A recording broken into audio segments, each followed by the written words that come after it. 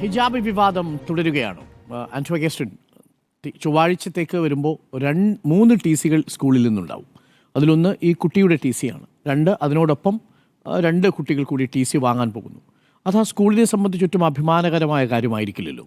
പക്ഷേ അപ്പോഴും ഇത് സ്കൂളിൻ്റെ കയ്യിൽ നിന്നും പിടിവിട്ടുപോയി, രക്ഷിതാവിൻ്റെ കയ്യിൽ നിന്നും പിടിവിട്ടുപോയി. നാളെ സമസ്തയുടെ പരിപാടി നടക്കാൻ പോകുന്നു. മറുഭാഗത്ത് സഭകൾ മുഖപ്രസംഗം എഴുതുന്നു, രാഷ്ട്രീയ പ്രതികരണങ്ങൾ വരുന്ന അവസ്ഥയിലേക്ക് പോകുന്നു. ഹിജാബ് വിവാദം തുടരുകയാണോ? തുടരേണ്ടതില്ല എന്നുള്ളതാണ് എൻ്റെ അഭിപ്രായം. ഞാൻ ഈ മുണ്ടക്കൈ ചൂരൽമല ദുരന്തത്തിൻ്റെ സമയത്ത് പ്രേക്ഷകർക്ക് ഓർമ്മയുണ്ടായിരിക്കും. ചിലപ്പം ഈ ഒലിച്ചുപോയ വീടുകൾ ഈ രക്ഷാപ്രവർത്തകർ പരിശോധിക്കുന്ന സമയത്ത് ഒരു വീട്ടിൽ നിന്നൊരു കത്ത് കിട്ടി. ആ കത്ത് പിറ്റേ ദിവസം രാവിലെ സ്വന്തം അയൽക്കാരനെതിരെ പോലീസ് സ്റ്റേഷനിൽ കൊടുക്കാൻ വേണ്ടി എഴുതി വെച്ച കത്താണ്. കാരണം ആ എഴുതി വെച്ച ആളുമില്ല, അവിടെ ഉണ്ടായിരുന്ന ആളുമില്ല, ആ വീടുമില്ല, എല്ലാം ഒലിച്ചുപോയി. ഇതാണ് മനുഷ്യൻ്റെ അവസ്ഥ എന്ന് പറയുന്നത്. അതൊരു വലിയ ചർച്ചയായിരുന്നു ആ സമയത്ത് കത്തെടുത്ത് വായിച്ചു നോക്കിയിട്ട്. അതുപോലെ തന്നെയാണ് മനുഷ്യൻ്റെ അവസ്ഥ എന്ന് പറയുന്നത്. നമുക്കൊരു കാര്യത്തിലും ഒരു നിശ്ചയം ഇല്ലയെന്ന് വിചാരിക്കുന്ന ഒരു ലോകത്താണ് നമ്മളിവിടുന്ന് എത്ര നേരം ഉണ്ടാവും എന്നുള്ളത് ആർക്കും അറിയാൻ കഴിയില്ല. അപ്പം അങ്ങനെ ജീവിക്കുന്ന ഒരു സ്ഥലത്താണ് ഈ മണിക്കൂറുകൾ വെച്ച് ഓരോ കാര്യങ്ങൾ തീരുമാനിക്കുകയും അതിനെതിരെ സമൂഹത്തിൽ ഈ പറയുന്ന മതസ്പർദ്ധ ഉണ്ടാക്കുകയും ചെയ്യുന്നതാണ്. അതുപോലെ ഈ ശിവൻകുട്ടി മിനിസ്റ്ററെ സംബന്ധിച്ചിടത്തോളം അദ്ദേഹത്തിന് നോക്കേണ്ട ഏക കാര്യം ഞാൻ വിചാരിക്കുന്നത് എന്താണ്, ഒരു കുട്ടിയുടെ വിദ്യാഭ്യാസവുമായി ബന്ധപ്പെട്ട കാര്യത്തിൽ മാത്രമാണ്. കാരണം അത് CBSE ആയാലും സ്റ്റേറ്റ് സിലബസ് ആയാലും കുട്ടിക്ക് വിദ്യാഭ്യാസം കിട്ടുന്നുണ്ടോ ഇല്ലയോ എന്നുള്ളതാണ്. ഇന്ന് മുസ്ലിം ലീഗ് പറഞ്ഞൊരു കാര്യമുണ്ട്, ഒരു ഇടതുപക്ഷ സർക്കാർ ഭരിക്കുന്ന സമയത്ത് ഒരു കുട്ടിക്ക് സ്കൂളിൽ നിന്ന് പുറത്തു പോകേണ്ടി വന്നു എന്നുള്ളത് അത്ര അഭിമാനകരമല്ല എന്നുള്ളത്. ആ അഭിമാനകരമല്ല എന്നുള്ള കാര്യം കേരളത്തിൽ നടക്കേണ്ടതില്ല എന്നുള്ളത് കൊണ്ടാണ് ശിവൻകുട്ടി മിനിസ്റ്റർ അങ്ങനെയൊരു നിലപാടെടുത്തതെന്നാണ് ഞാൻ വിചാരിക്കുന്നത്. കാരണം ഒരു വിദ്യാർത്ഥിക്ക് അവരെ തട്ടമിട്ട് സ്കൂളിൽ പഠിക്കണം എന്നുള്ളത് ആ കുട്ടിയുടെ അവകാശമാണ്. ആ അവകാശത്തിൽ നിന്ന് പിന്നോട്ട് പോകേണ്ട ഒരു കാര്യമില്ല. അതുകൊണ്ട് സ്കൂൾ മാനേജ്മെൻറ്റിനെതിരെ നിലപാട് സ്വീകരിക്കുകയാണെങ്കിൽ സ്കൂൾ മാനേജ്മെൻറ്റിനെതിരെ നിലപാട് സ്വീകരിക്കുക എന്നുള്ളതിനേക്കാൾ അപ്പുറം ഒന്നും ചെയ്യാനില്ല. ആ കുട്ടിയുടെ ഭാഗത്തു നിന്ന് നോക്കുന്ന സമയത്ത് അദ്ദേഹം ഒരു ന്യൂനപക്ഷകാര്യ മന്ത്രിയായിരുന്നെങ്കിൽ ചിലപ്പോൾ ആ കാര്യം അന്വേഷിക്കാം. ഇദ്ദേഹം ഒരു വിദ്യാർത്ഥിയുടെ കാര്യത്തിനകത്ത് അദ്ദേഹം നിലപാടെടുക്കേണ്ടത് നിലപാട് നല്ലതാണ്. അതിനകത്ത് ആ നിലപാടിൽ തന്നെയാണ് നിൽക്കേണ്ടത് എന്നുള്ളതാണ് എൻ്റെ ആ കാര്യത്തിലൊരു അഭിപ്രായം. അടുത്തൊരു കാര്യത്തിൽ എന്ന് പറഞ്ഞത്, ഈ വിദ്യാഭ്യാസ സ്ഥാപനങ്ങൾ എല്ലാ കാലത്തും മതേതരത്തോടുകൂടി പ്രവർത്തിക്കണം എന്നുള്ള നിലപാടുകാരനാണ് ഞാൻ. അവിടെ ഒരു മതേതരമായ ഒരു മതത്തോടനുബന്ധിച്ചൊരു കാര്യം ആവശ്യമില്ല എന്നുള്ളതാണ്. കേരളത്തിലെ വിദ്യാഭ്യാസ സംവിധാനം ഈ ലെവലിലേക്ക് ഉയർന്നതിലത്ത് ക്രിസ്ത്യൻ മതസംഘടനകളുടെയും ക്രിസ്ത്യൻ മിഷണറിമാരുടെയും വലിയ പങ്കാളിത്തമുണ്ട്. കാരണം പല മലയോര മേഖലകളും വലിയ രീതിയിൽ വിദ്യാഭ്യാസം ലഭിച്ചതും ഇത്രയധികം ഉന്നമനത്തിലേക്ക് വരാൻ കാരണവും മിഷണറിമാരും ക്രിസ്ത്യൻ മതസംഘടനകളും ഈ സിസ്റ്റേഴ്സും എല്ലാവരും തന്നെയാണ്. പക്ഷേ ആ കാലത്തും ഈ കാലത്തും ചില ആൾക്കാർ, ചില മതസ്ഥാപനം നടത്തുന്നവർക്ക് അതിനകത്ത് മതത്തിൻ്റെതായ കാര്യങ്ങൾ ഉൾക്കൊണ്ട് പോകേണ്ടി വരും എന്ന് ചിന്തിക്കുകയും അത് ഈ വിദ്യാഭ്യാസത്തിൻ്റെ ഭാഗമായി ഉൾക്കൊണ്ട് പോവുകയും ചെയ്യുന്നുണ്ട്. അത് ക്രിസ്ത്യൻ മതത്തിൽ മാത്രമല്ല കേട്ടോ, ഹിന്ദു മതത്തിലുണ്ടാവും, മുസ്ലിം മതത്തിലൊക്കെ ഉണ്ടാവാം അങ്ങനെയുള്ള സംവിധാനങ്ങൾ നടന്നു പോകുന്നത്. അവിടെ ഇതുപോലെയുള്ള നിലപാടുകൾ സ്വീകരിക്കുമ്പോൾ പഴയ കാലത്തെക്കാളും അപ്പുറം ജനങ്ങൾക്ക് ഈ കാര്യങ്ങളെല്ലാം മനസ്സിലാക്കുകയും പണ്ട് നമ്മളെന്താണ്, നമുക്കൊരു കാര്യം അറിഞ്ഞാൽ നമ്മൾ ഈ കലിങ്കിലിരുന്ന് വർത്താനം പറഞ്ഞിട്ട് പിറ്റേ ദിവസം രാവിലെ പത്രം വരുമ്പോൾ മാത്രമേ ലോകം അറിയുള്ളൂ. കാരണം അതിനൊരു 24 മണിക്കൂർ സമയം കിട്ടും നമുക്കൊരു കാര്യം ലോകത്തെ അറിയിക്കുകയും.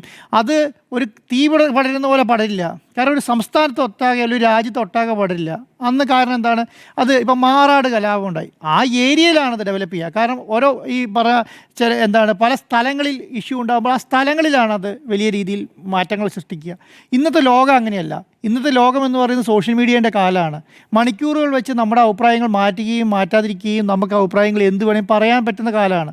നമ്മളെ സംബന്ധിച്ചിടത്തോളം ഒരു സ്ഥലത്ത് ഒരു ചെറിയ തീപ്പൊരി ഇട്ടാൽ അത് ആളിക്കത്താൻ വലിയ സമയം വേണ്ട എന്നുള്ളതാണ്. കാരണം എല്ലാവരും അവരുടേതായ അഭിപ്രായം ഓരോ പോസ്റ്റുകളായും ഓരോ സംവിധാനങ്ങളായും പുറത്തേക്ക് വരികയും അത് മുതലെടുക്കാൻ വേണ്ടി പ്രധാനപ്പെട്ട രാഷ്ട്രീയ പാർട്ടിയിൽ ഇറങ്ങി വരികയും ചെയ്യും. ഇപ്പോഴത്തെ സംബന്ധിച്ചിടത്തോളം ഇപ്പോൾ ഇന്ത്യയെ സംബന്ധിച്ചിടത്തോളം ഉണ്ടാകുന്ന പലരും പ്രധാനപ്പെട്ട രാഷ്ട്രീയ പാർട്ടികൾ പലതും അസ്തിത്വം ഇല്ലാതെ പോയിക്കൊണ്ടേയിരിക്കുകയാണ്. അവർക്ക് എങ്ങനെയും തിരിച്ചു വരണമെങ്കിൽ അവരുടെ മുന്നിൽ ഏക മാർഗ്ഗം മതത്തിൻ്റെ കൂട്ടുപിടിക്കുക എന്നുള്ളതാണ്. അല്ലാതെ സാമൂഹിക സേവനം നടത്തിയതുകൊണ്ടോ അല്ലെങ്കിൽ സാമൂഹിക സേവനം നടത്തി അധികാരത്തിൽ വരാമെന്നോ ഒരു രാഷ്ട്രീയ പാർട്ടിക്കും ഇന്ന് കഴിയില്ല എന്ന് അവർക്ക് എല്ലാവർക്കും ധാരണയുണ്ട്. അപ്പോൾ അവരെല്ലാം ഇപ്പോൾ ക്രിസ്ത്യൻ മതത്തിൻ്റെ കൂട്ടുപിടിക്കുക, മുസ്ലിം മതങ്ങളുമായി കൂട്ടുപിടിക്കുക, ഹിന്ദു മതങ്ങളുമായി കൂട്ടുപിടിക്കുക. അത് കൂട്ടുപിടിച്ച് ഇതിനെ വലിയ രീതിയിൽ കത്തിപ്പടർത്തി അതിൻ്റെ മുതലെടുപ്പ് നടത്തി 1, 2, 3 സീറ്റെങ്കിലും പിടിച്ചെടുത്ത് അധികാരത്തിൻ്റെ ഭാഗമാകുക എന്നുള്ളതാണ് യഥാർത്ഥ ഇപ്പോൾ പ്രധാനപ്പെട്ട വലിയ രീതിയിൽ പിടിപാടില്ലാത്ത പാർട്ടികളൊക്കെ ചിന്തിക്കുന്നത്. അവരെ സംബന്ധിച്ചിടത്തോളം ആ രീതിയിൽ എങ്ങനെ കൈകാര്യം ചെയ്യാം എന്ന് ചിന്തിക്കുകയാണ്. അപ്പോൾ അങ്ങനെയുള്ള നേതാക്കന്മാരുടെ കയ്യിൽ ഒരു സംവിധാനം കിട്ടിയാൽ മതി. ആ സംവിധാനത്തെ അവർക്ക് മാക്സിമം അവർ ഉപയോഗിക്കുന്ന രീതിയിലെല്ലാം ഉപയോഗിക്കും. അങ്ങനെ ഉപയോഗിച്ച് കണ്ടിട്ടുണ്ട്. പക്ഷേ ഒരു കാര്യം എന്താണെന്നറിയോ, കേരളത്തിൽ ഒരു ഘട്ടം കഴിഞ്ഞ് മുന്നോട്ട് പോകാറില്ല. അതെന്താ ഒരു 60% 70% ആകുമ്പോഴത്തേക്ക് ആൾക്കാരെല്ലാം ഒറ്റക്കെട്ടായി നിൽക്കും. കുറേ ഒരു 70% ആൾക്കാർ ഒറ്റക്കെട്ടായും ബാക്കി 30% ആൾക്കാർ ഇതിനോടനുബന്ധമായ മിക്സഡ് അഭിപ്രായങ്ങൾ പറയുകയും ചെയ്യും. അതോടുകൂടി അത് പൊളിയുകയും ചെയ്യും. പക്ഷേ അതിന് സ്റ്റേജ് വിട്ട് അപ്പുറത്തേക്ക് പോകാൻ കഴിയുന്നില്ല എന്നുള്ളതാണ് കേരളത്തിൻ്റെ ഒരു പ്രത്യേകത. നമ്മളെപ്പോഴും മതേതര സമൂഹമാണ് കേരളം എന്ന് പറയുകയും അതിനങ്ങനെ നിർത്താൻ കഴിയും. കാരണം ഇവിടെ മതേതര സമൂഹം എന്ന് പറയുമ്പോൾ ഇവിടെ മതം ഇല്ലാത്ത പ്രശ്നമില്ലല്ലോ. ഇവിടെ ഈക്വലായിട്ട് തന്നെയാണ്. ഇപ്പം മുസ്ലിം മതവും ക്രിസ്ത്യൻ മതവും നോക്കുകയാണെങ്കിൽ എത്രയാണ്, ഹിന്ദു മതം നോക്കുകയാണെങ്കിൽ എങ്ങനെയാണ്? കാരണം ഹിന്ദു മതത്തെ സംബന്ധിച്ചിടത്തോളം അതിൽ തന്നെ 3, 4, 5 വെർട്ടിക്കലാണ്.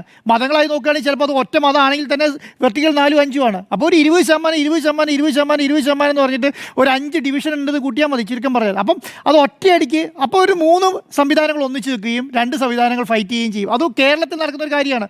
പക്ഷേ അതിന് കാരണം അത് മറ്റുള്ള സ്റ്റേറ്റിൽ നടക്കില്ല. കാരണം എന്താ, അവിടെ 60% ഒരു മതവും 40% അല്ലെങ്കിൽ 20% വേറൊരു മതമായിരിക്കും. അപ്പോൾ 60% ഉള്ള മതം നേരെ 20% ഉള്ള മതത്തെ അടിച്ച് ഒതുക്കാനുള്ള സമയം അത് കേരളത്തിൽ നടക്കില്ല. കാരണം ഇത് സ്പ്ലിറ്റ് ചെയ്തു. അപ്പം ഒരിക്കലും ഇങ്ങനെയുള്ള കാര്യങ്ങൾ വിജയിക്കാൻ പോകുന്നില്ല. പക്ഷെ നിലപാട് സ്വീകരിക്കേണ്ടത് സ്മൃതി മേഡം നേരത്തെ പറഞ്ഞ പോലെ പാർട്ടികളാണ്.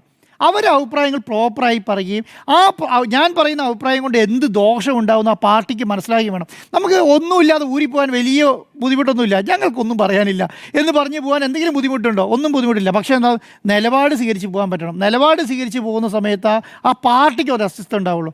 അങ്ങനെ നിലപാട് സ്വീകരിച്ച് കഴിഞ്ഞാൽ നമ്മളെ സംബന്ധിച്ചിടത്തോളം ആ നിലപാട് കിട്ടുന്ന ആൾക്കൊരു സമാധാനം ഉണ്ടാവും. എന്തുകൊണ്ടാണ് ഇങ്ങനൊരു സംവിധാനം ഉള്ളത് എന്നുള്ളതാണ്. അപ്പം നമ്മളെ സംബന്ധിച്ചിടത്തോളം പല പ്രശ്നങ്ങളുണ്ടായാലും ഈ സർവകക്ഷി യോഗം കൂടുകയും തീരുമാനം എടുത്തു പോവുകയും ചെയ്യും. പക്ഷേ അങ്ങനെയുള്ള കാര്യങ്ങളൊക്കെ സ്കൂളിൻ്റെ കാര്യത്തിൽ എടുക്കേണ്ട കാര്യമില്ല. കാരണം എന്താണ്, അവർക്കൊരു തീരുമാനം വേണം, സ്കൂളിനൊരു തീരുമാനം വേണം. ഇപ്പോൾ ക്രിസ്ത്യൻ മിഷണറിമാരുടെ സ്കൂളുകളാണ്, അവർക്കൊരു ഏതെങ്കിലും ഒരു ബോഡി ഉണ്ടാവുമല്ലോ, അവിടെ ഒരു തീരുമാനം എടുത്ത് താഴേക്ക്. അപ്പോൾ ഞാൻ വിചാരിക്കുന്നില്ല ഒരു പ്രിൻസിപ്പിൾ മാത്രമാണ് ഇതിൻ്റെ ഭാഗമായിട്ടുള്ളത് എന്നുള്ളതാണ്. പ്രിൻസിപ്പിൾ ഇപ്പം നമ്മളിപ്പം കേരളത്തിൽ എത്ര ആൾക്കാരെ സസ്പെൻഡ് ചെയ്യുന്നുണ്ട്, എത്ര ആൾക്കാർക്ക് ഇതിന് നടപടി സ്വീകരിക്കുന്നുണ്ട്, എങ്ങനെയാണ് സ്വീകരിക്കുന്നത്? അത് പ്രൈവറ്റ് സ്ഥാപനങ്ങളിലായാലും അല്ല ഗവൺമെൻറ് സ്ഥാപനം നടപടി സ്വീകരിക്കുന്നുണ്ട്. എല്ലാവർക്കും തെറ്റുപറ്റാം. വായിന്ന് വരുന്ന വാക്കുകളെല്ലാം കൃത്യതയോടുകൂടി മാത്രമായിരിക്കണം. കാരണം 32 നാക്കിനിടയ്ക്ക് അല്ല പല്ലിനിടയ്ക്ക് ഒരു നാക്കല്ലേ ഉള്ളൂ, അത് തെറ്റാം, അതിനൊരു മാറ്റമില്ല. പക്ഷേ എന്താണ്, ആ തെറ്റുന്നത് തിരുത്താൻ ഒന്നിനും തയ്യാറാവണം. തിരുത്തുന്നില്ലെങ്കിൽ തിരുത്താൻ വേണ്ട സംവിധാനം മാറ്റി തിരുത്തുകയും വേണം. അതെടുക്കേണ്ട അവരുടെ തൊട്ട് മേലെയുള്ള ബോഡി എടുക്കുകയും, അല്ലാതെ ഈ ഒരു സംവിധാനത്തിൻ്റെ ഭാഗമായി കൂടെ നിന്ന് അതിനെ മാക്സിമം പ്രശ്നം ഉണ്ടാക്കുക എന്നുള്ളതല്ല. പിന്നെ എൻ്റെ അഭിപ്രായം നിങ്ങൾ നേരത്തെ പറഞ്ഞ പോലെ തന്നെയാണ്, മതത്തോടനുബന്ധിച്ച് നിൽക്കുന്ന പ്രസ്ഥാനങ്ങൾ ഇതിൽ നിന്ന് വിട്ടുനിൽക്കുന്നതായിരിക്കും നന്നാവുക. ഇവിടെ ഒരു പ്രധാനപ്പെട്ട രാഷ്ട്രീയ പാർട്ടികളുണ്ട്, അവരെ സംബന്ധിച്ചിടത്തോളം ഇപ്പോൾ കോൺഗ്രസിനെ സംബന്ധിച്ചിടത്തോളം വലിയ പ്രശ്നമില്ല, CPM-നെ സംബന്ധിച്ചിടത്തോളം പ്രശ്നമില്ല. കാരണം എന്താണ്, ഇവരൊരു മതേതര പാർട്ടിയായി നിൽക്കുന്ന പാർട്ടികളാണ്. ഞാൻ പറയുന്നത് ഈ ജമാഅത്തെ ഇസ്ലാമിയെ പോലെയോ അല്ലെങ്കിൽ ഈ സമസ്തനെ പോലെയോ അല്ലെങ്കിൽ RSS-നെ പോലെയോ അല്ലെങ്കിൽ അങ്ങനെയുള്ള സംവിധാനങ്ങളല്ലല്ലോ ഇതിനെ കൈകാര്യം ചെയ്യേണ്ടത്. ക്രിസ്ത്യൻ സഭകളല്ലല്ലോ ഇതിനെ കൈകാര്യം ചെയ്യേണ്ടത്. ഇതിനെ കൈകാര്യം ചെയ്യേണ്ടത് ആരാ? ഇതിനെ കൈകാര്യം ചെയ്തിട്ട് മതേതരത്വ നിലപാടോടുകൂടി നിൽക്കുന്ന രാഷ്ട്രീയ പാർട്ടികളാണ്. അതിന് ശക്തമായ നിലപാട് സ്വീകരിച്ചിട്ടുണ്ടെങ്കിൽ ആ നിലപാട് വിജയത്തിലേക്ക് വരും. അത് ചിലപ്പോൾ അങ്ങോട്ടും ഇങ്ങോട്ടും തർക്കം ഉണ്ടാവാം. ഇപ്പോൾ ഞാൻ പറയാം, ഇപ്പോൾ CPM കോൺഗ്രസ് ആണെങ്കിൽ CPM കോൺഗ്രസ് തർക്കം ഉണ്ടാവാം. അത് മതേതര പാർട്ടി. അതുകൊണ്ടാണ് ലീഗ് പറഞ്ഞത് ഇതിൻ്റെ അകത്ത് കോൺഗ്രസ് ഇടപെടേണ്ടതായിരുന്നു, കോൺഗ്രസ് ആ നിലപാട് പറയേണ്ടതായിരുന്നു എന്ന് പറഞ്ഞത്. അതുകൊണ്ടാണ്. കോൺഗ്രസിനെ അത് കഴിയുള്ളൂ, വേറൊരു പാർട്ടിക്ക് അത് കഴിയില്ല. CPM-നെ അത് കഴിയുള്ളൂ, വേറെ പാർട്ടിക്ക് അത് കഴിയില്ല.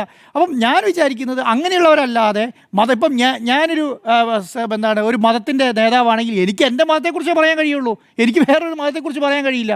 അപ്പം അങ്ങനെയൊരു നിലപാട് സ്വീകരിക്കാതെ ഇതുപോലെയുള്ള വിഷയങ്ങളെ ആ ഏരിയയിൽ അവസാനിപ്പിക്കുകയാണ് വേണ്ടത്. അല്ലാതെ അതിനപ്പുറം വന്ന് കൈകാര്യം ചെയ്യില്ല. പക്ഷേ അതിനകത്ത് മന്ത്രി നിലപാട്, ഞാൻ ഇപ്പോഴും മന്ത്രി ഇന്ന് പറഞ്ഞൊരു കാര്യമുണ്ട്. എന്താ അറിയോ, ആ കുട്ടിക്ക് കേരളത്തിലെ ഏത് വിദ്യാഭ്യാസ സ്ഥാപനത്തിൽ നിങ്ങൾ വേണമെങ്കിലും ജോലി മേടിച്ചു കൊടുക്കാൻ തയ്യാറാണ്, പഠിപ്പിക്കാൻ തയ്യാറാണ്, ജോലിയല്ല പഠിക്കാൻ തയ്യാറാണ്, എവിടെ വേണമെന്ന് പറഞ്ഞാൽ മതി, അവിടെ കൊടുക്കും.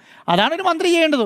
കാരണം അവർക്ക് ആ സ്കൂൾ പറ്റില്ലെങ്കിൽ കേരളത്തിലെ ബാക്കി എല്ലാ സ്കൂളുകളും മതേതര നിലപാടുള്ള സ്കൂളുകളാണ്, അവിടെ പഠിപ്പിക്കാൻ പറ്റും എന്ന് പറയുകയാണ് വേണ്ടത്. അപ്പോൾ ഇതുപോലെയുള്ള സംഭവങ്ങൾ ഇനി ഉണ്ടാകരുത് എന്നുള്ളതാണ്. ഇതുപോലെയുള്ള കാര്യങ്ങൾ ചർച്ച ചെയ്യപ്പെടരുതെന്ന് ഞാൻ പറയാം കേരളത്തിൽ. കാരണം അങ്ങനെ ഒരു രാജ്യമല്ല നമ്മുടേത് എന്നുള്ളതാണ് എൻ്റെ അഭിപ്രായം. ഇതുപോലെയുള്ള വിഷയങ്ങളെ കൈകാര്യം ഇതൊരു പാഠമാക്കി നമുക്ക് വെക്കണം. ഇതിനൊരു ഗൈഡ് ലൈൻ ഉണ്ടാവണം. ഇങ്ങനെ വിഷയങ്ങൾ ഉണ്ടായാൽ സർക്കാർ എങ്ങനെ കൈകാര്യം ചെയ്തു, രാഷ്ട്രീയ പാർട്ടികൾ എങ്ങനെ കൈകാര്യം ചെയ്യും എന്നുള്ളൊരു ഗൈഡ് ലൈൻ ഉണ്ടാവണം. ആ ഗൈഡ് ലൈനിലുള്ള തുടക്കമായിരിക്കണം ഇത്. അല്ലാതെ ജിമ്മി സാർ നേരത്തെ പറഞ്ഞാൽ 6 വർഷം കഴിഞ്ഞ് കഴിയുമ്പോൾ ബുക്ക് എഴുതാൻ തുടക്കമായി മാറാൻ ഇത് പാടില്ല എന്നുള്ളതാണ് എൻ്റെ അഭിപ്രായ കാര്യത്തിനകത്ത്.